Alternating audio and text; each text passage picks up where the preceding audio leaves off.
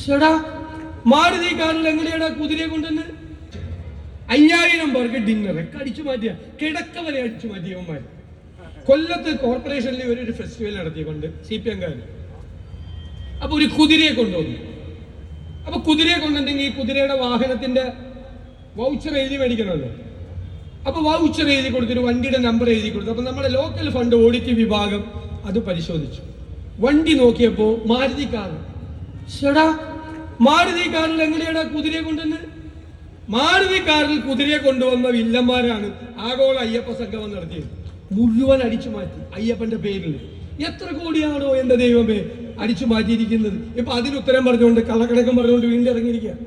Assembly തന്ന കണക്ക് വേറൊന്ന്, ഹൈക്കോടതി കണക്ക് കൊടുത്ത വേറൊന്ന്, പുറത്ത് പറഞ്ഞ വേറെ കണക്ക്, മൊത്തം അടിച്ചു മാറ്റി. എവിടെ കൈയിട്ട് വാരാൻ പറ്റിയാലും ഈ കൈയിട്ട് വാരുന്ന അഴിമതിയുടെ കൊള്ളക്കാരുടെ സർക്കാരാണ് ഇവിടെ കേരളം ഭരിക്കുന്നത്.